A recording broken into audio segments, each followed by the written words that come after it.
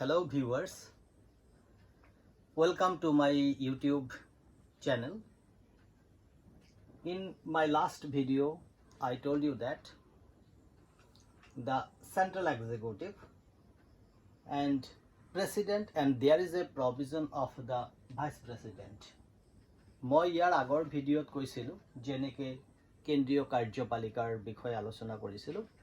আৰু সেই কেন্দ্ৰীয় কাৰ্যপালিকাৰ বিষয়ে আলোচনা কৰাৰ সময়তে মই ৰাষ্ট্ৰপতিৰ বিষয়ে ৰাষ্ট্ৰপতিৰ ক্ষমতা কাৰ্যকৰী ইত্যাদিৰ বিষয়ে আলোচনা কৰিছোঁ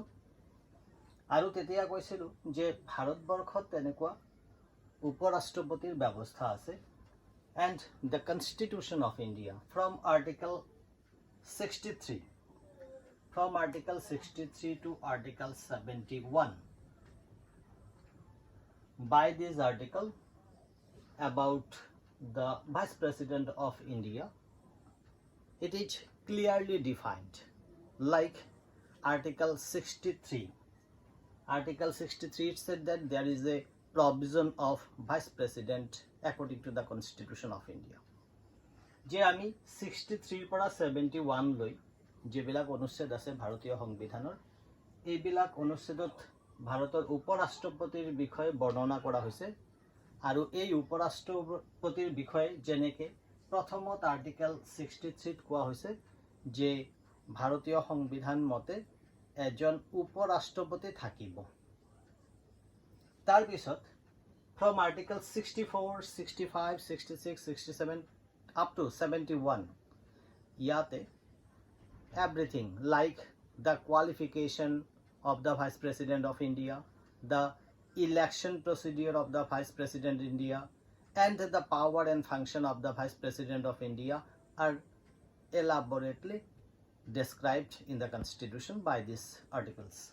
তেনেহলে আমি যেনেকে দেখা পাওঁ 64, 65, 66 এনেকে 71 লৈকে যেবিলাক সংবিধানৰ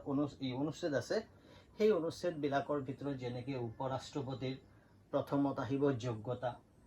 তাৰ পিছত আহিব উপৰাষ্ট্ৰপতিৰ নিৰ্বাচন পদ্ধতি তাৰ পিছত উপৰাষ্ট্ৰপতিৰ ক্ষমতা আৰু কাৰ্যাৱলী এইবিলাকৰ বিষয় স্পষ্টকৈ বৰ্ণনা কৰা হৈছে তেনেহলে আমি প্ৰথমত আলোচনা কৰিম দা qualification মানে যোগ্যতা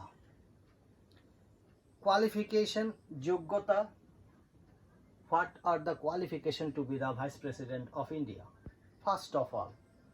all of we know that to be a Vice President of India he or she must be Indian citizen. প্ৰথম কোৱালিফিকেশনে হল অৰ্হতাই হল তেওঁ ভাৰতৰ নাগৰিক হ'ব লাগিব দুই নম্বৰ কোৱা হৈছে the second one is he must or she must be completed the age of 35 years. তেওঁৰ দ্বিতীয়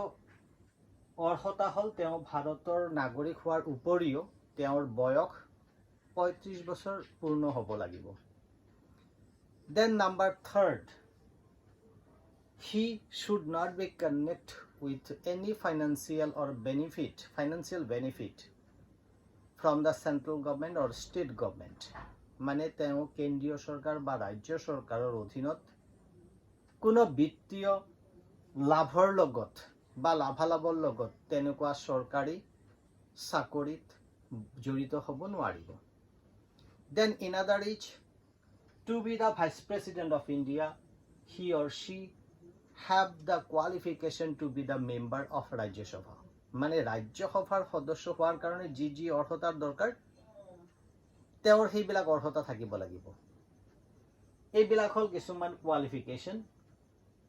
আৰু এই কোৱালিফিকেশন বিলাক থাকিলে এজনে উপৰাষ্ট্ৰপতি পদৰ কাৰণে নিৰ্বাচনত অৱতীৰ্ণ হ'ব পাৰে that means these are the qualification and if a person have this type of qualification or this qualification then he can contest for the post of the Vice President of India.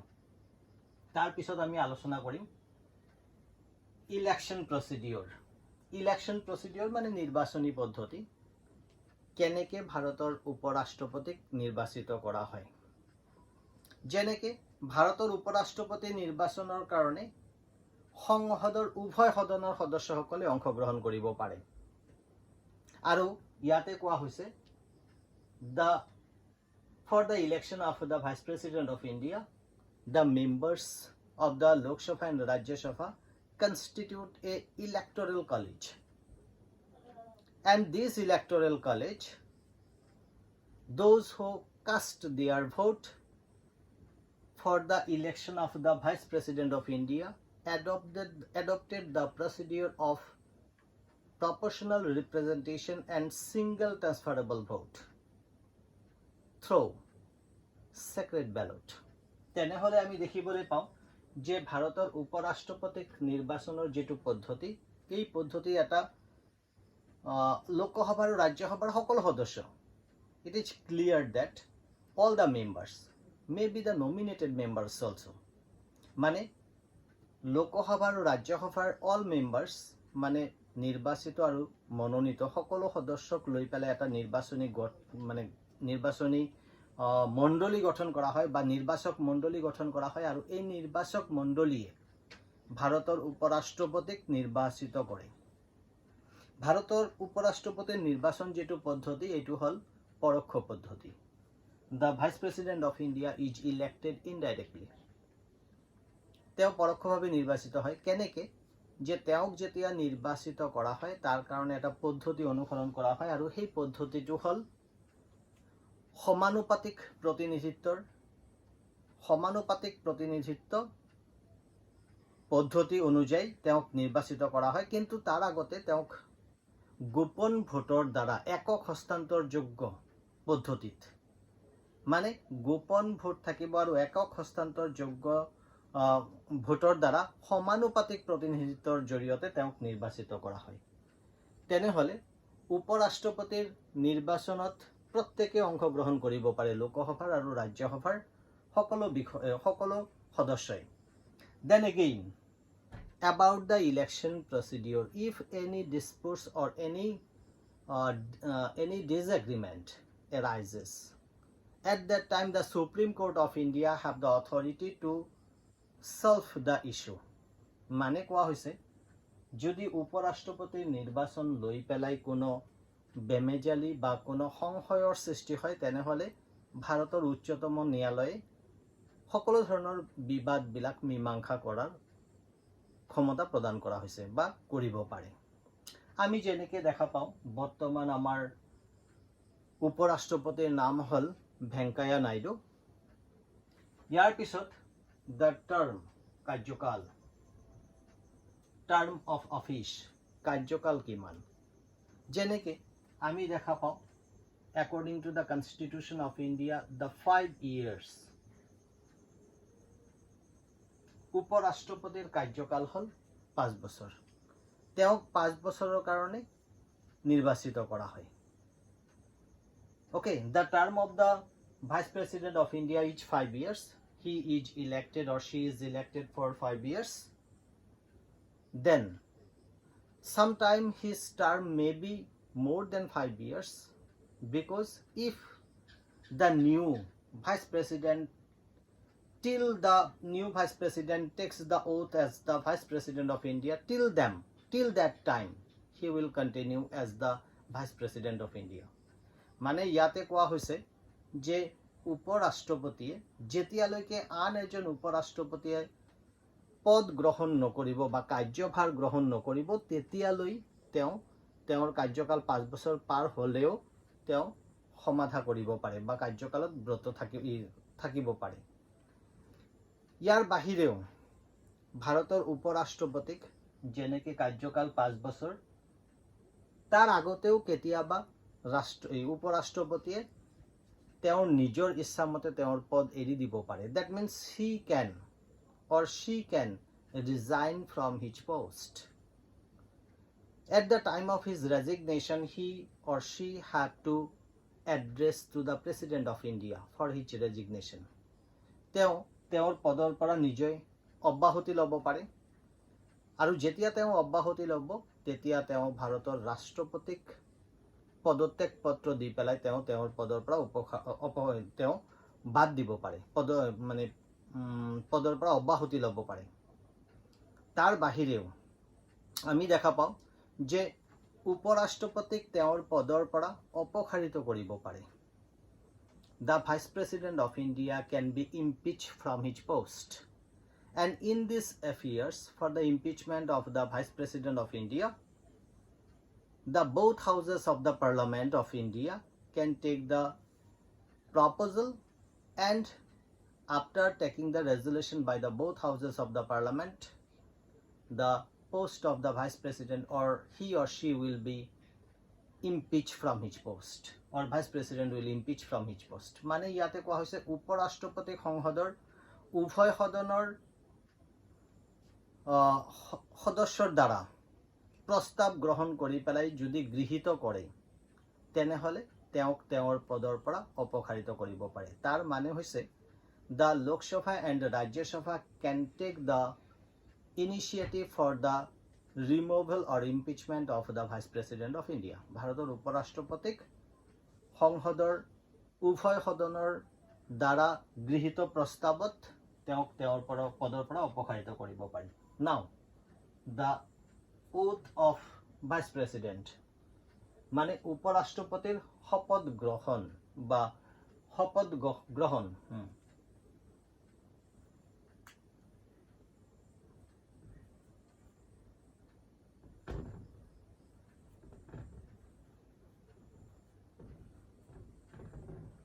উপরাষ্ট্রপতির শপথ গ্রহণ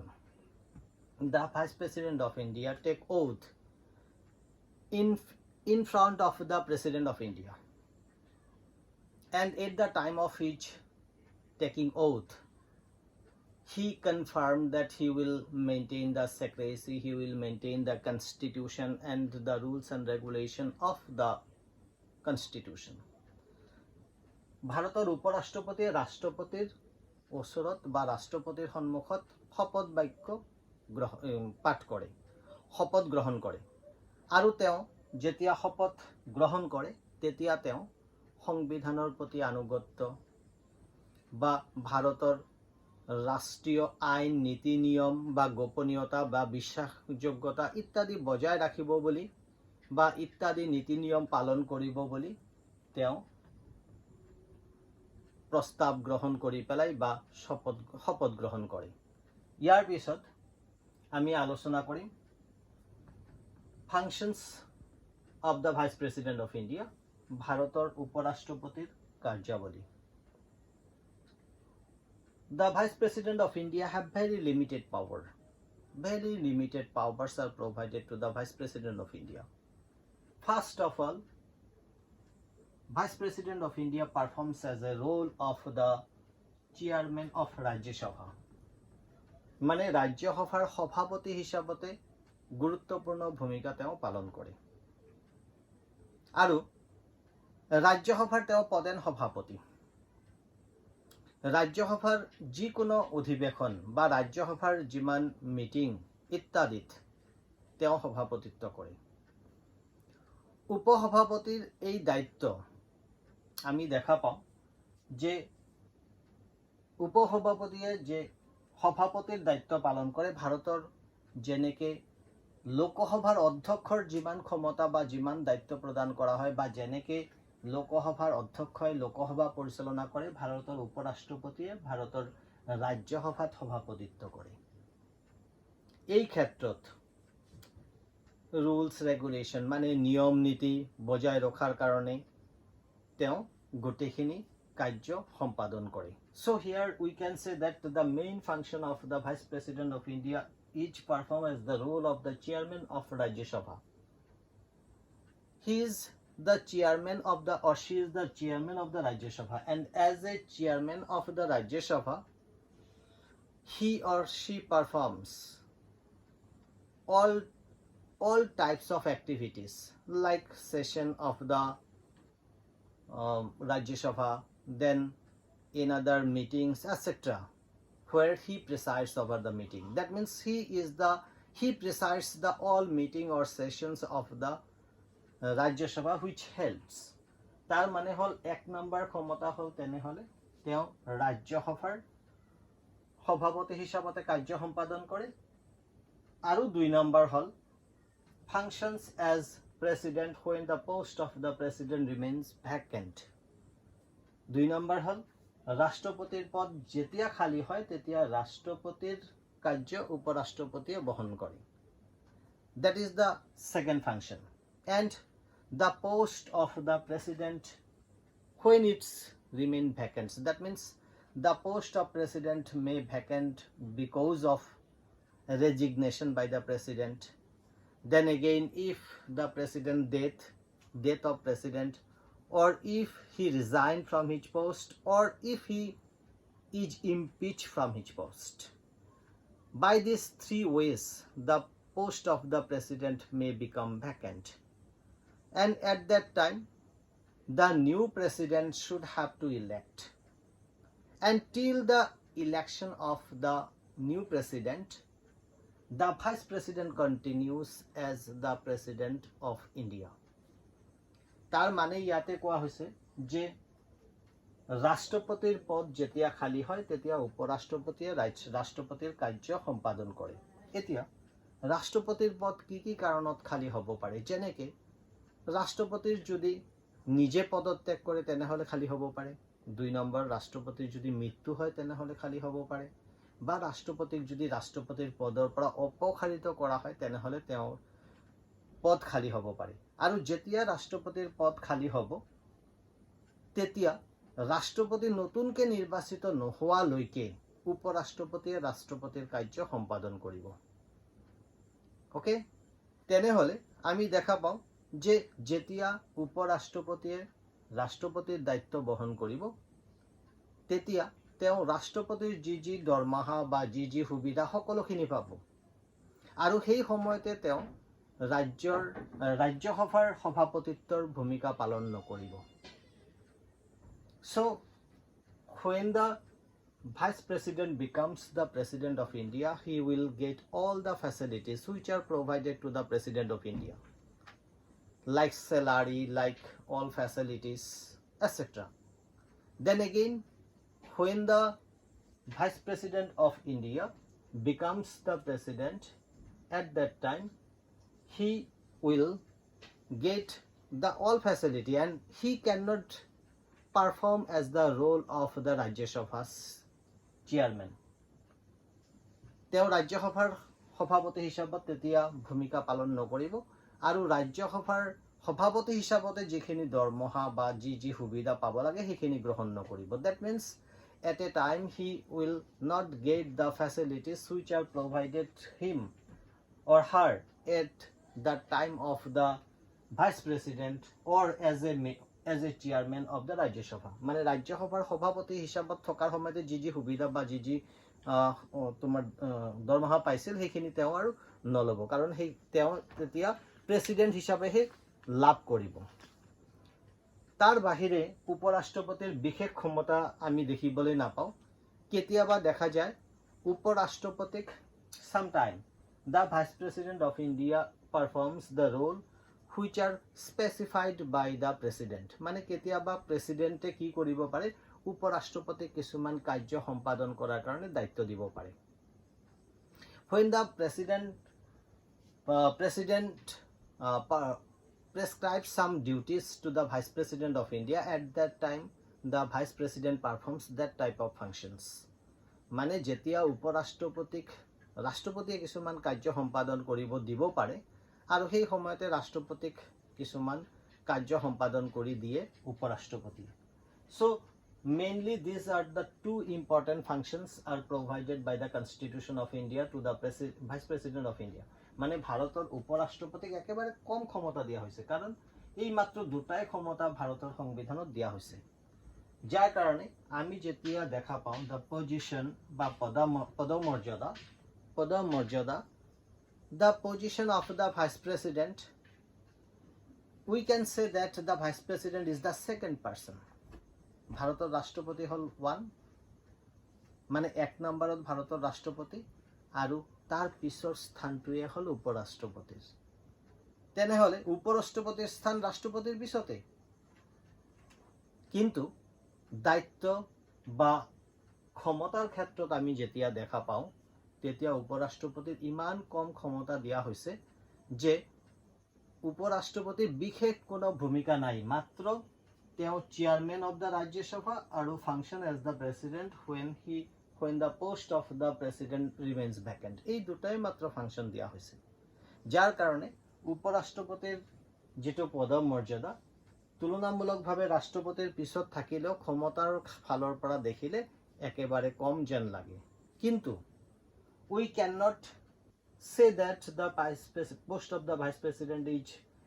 insignificant because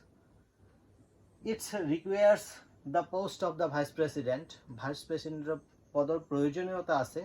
কাৰণ আমি যদি পদমৰ্যাদাৰ ফালৰ পৰা চাওঁ যে ভাৰতৰ উপৰাষ্ট্ৰপতিক কি দায়িত্ব দিয়া হৈছে মাত্ৰ চেয়াৰম্যান অফ দ্য ৰাজ্যসভা আৰু ৰাষ্ট্ৰপতিৰ অনুপস্থিতিত উপৰাষ্ট্ৰপতিৰ ভূমিকা পালন কৰে ৰাষ্ট্ৰপতিৰ অনুপস্থিতিত ৰাষ্ট্ৰপতিৰ ভূমিকা পালন কৰে একেবাৰে কম ক্ষমতা কিন্তু বাস্তৱ ক্ষেত্ৰত দেখা যায় যে উপৰাষ্ট্ৰপতি হল ৰাষ্ট্ৰপতিৰ পিছৰ স্থান ৰাষ্ট্ৰপতিৰ পিছতে উপৰাষ্ট্ৰপতিৰ স্থান আৰু সেই ক্ষেত্ৰত আমি দেখিবলৈ পাওঁ যে ভাৰতত তেওঁক এটা গুৰুত্বপূৰ্ণ পদমৰ্যাদা তেওঁক দিয়া হৈছে তাৰ বাহিৰেও আমি ক'ব পাৰো যে উপৰাষ্ট্ৰপতিয়ে ৰাষ্ট্ৰপতি হিচাপে নিৰ্বাচিত হোৱাৰ আগতে যদি কোনো এজন ব্যক্তিয়ে উপৰাষ্ট্ৰপতি পদত থাকে তেনেহলে তেনেকুৱা ব্যক্তি তুলনামূলকভাৱে আন এজন ফ্ৰেশ বা নতুন এজন ব্যক্তিতকে বেছি দক্ষ আৰু পাৰদৰ্শী বুলি আমি আশা কৰিব পাৰো তাৰ মানে হৈছে ইয়াতে যে উপৰাষ্ট্ৰপতি হিচাপে নিৰ্বাচিত হলে তেনেকুৱা উপৰাষ্ট্ৰপতি যেতিয়া আকৌ ৰাষ্ট্ৰপতি হিচাপত নিৰ্বাচিত হ'ব আমি তেনেহলে অভিজ্ঞ ব্যক্তি হিচাপত আমি ৰাষ্ট্ৰৰ প্ৰধানজনক পাম বুলি আশা কৰিব পাৰো so if the position of the vice president though it is the second position of India very minimum powers are provided to the vice president of India but we cannot say that the post of the vice president is insignificant because generally we have a convention in India and we see that most of the time of the election of the president generally the vice president becomes the president and though as a vice president he have the role to play as the function of the chairman of Rajya Sabha then at the time of the absence of the vice president he can perform the president so he becomes very experienced and if that type of experienced person get as a president of India then we can hope that type of experienced person who will be the head of the state and if that type of head of the state we can get like experienced person and efficient person then we hope the better future of India so I hope it will help you or you will benefit from my video and I will continue later on in another video